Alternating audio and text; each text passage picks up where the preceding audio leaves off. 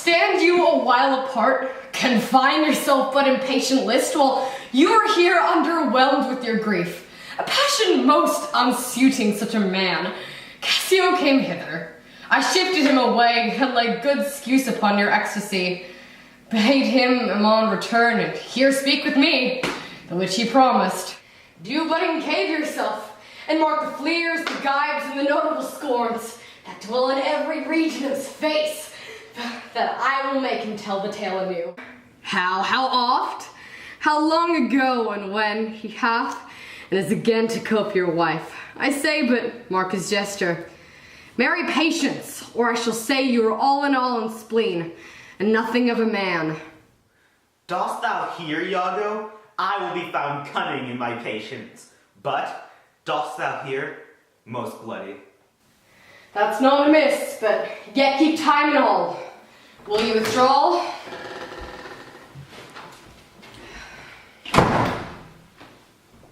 Now, will I question Cassio, Bianca? A housewife that by selling her desires buys bread and clothes. It is a creature that dotes on Cassio, as 'tis the strumpet's plague to beguile many, be beguiled by one. He, when he hears of her, cannot refrain from the excess of laughter. Here he comes. As he shall smile, Othello must go mad, and his unbookish jealousy must construe. Poor Cassio smiles, gestures, and light behavior, quite in the wrong. How do you, Lieutenant? The worse are that you give me the addition whose want even kills me. Ply Desdemona well, and you are sure on't. Now, if this suit lay in Bianca's power, how quickly should you speed? Oh, alas, poor caitiff. Look how he laughs already. I never knew a woman love men so.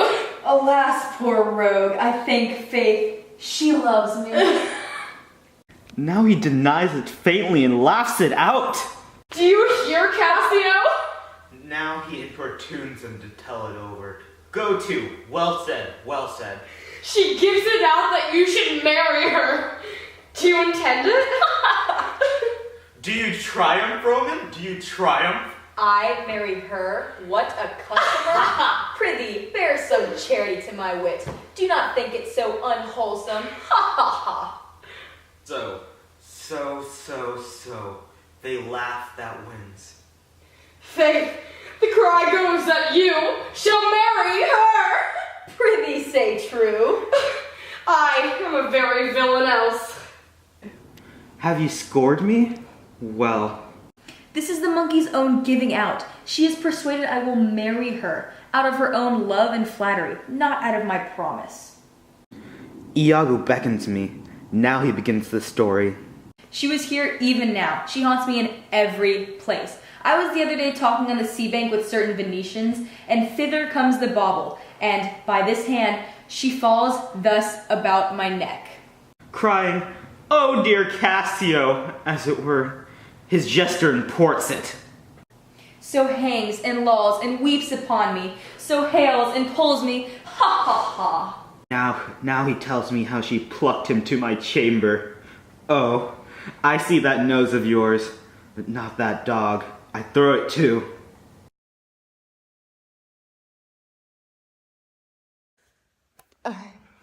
Alright, I'm Maddie and I was Cassio.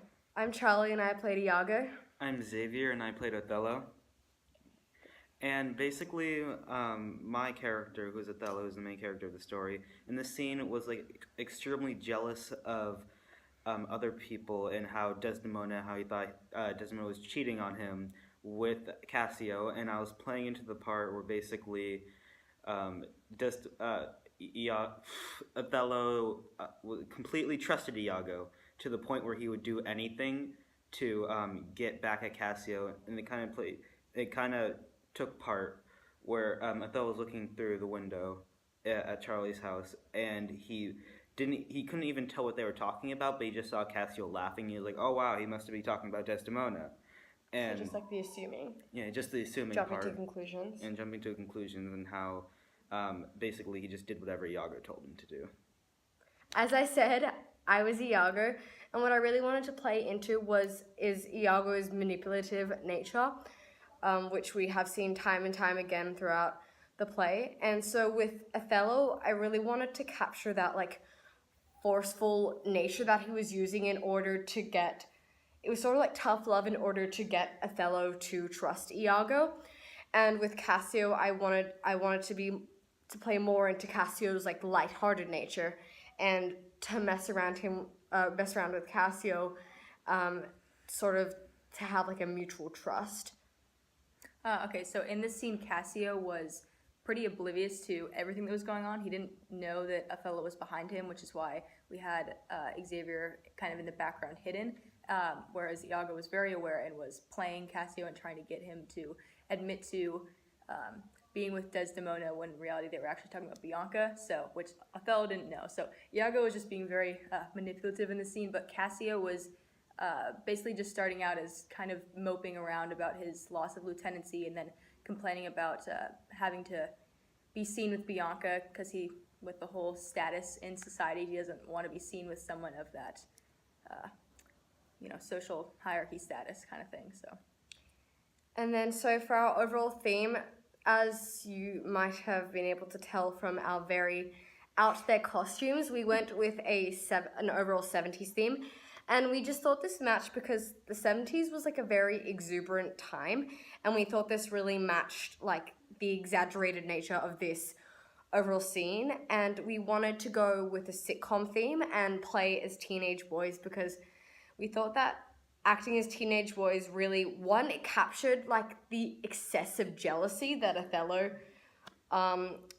played, and just like that irrational thinking, and also between Iago and Cassio, that over-sexualization of women we thought was really captured by like messing around as teenage boys. Yeah, and just the stupidity of all of it and how unnecessary all of it is, like teenage boys are, And also, and like another thing is, like this scene in the play ultimately led to really awful consequences, and we thought that like teenage boys and like in a sitcom they can often make things larger than they actually are, which we thought matched the scene well. Yeah. All right. Thank you.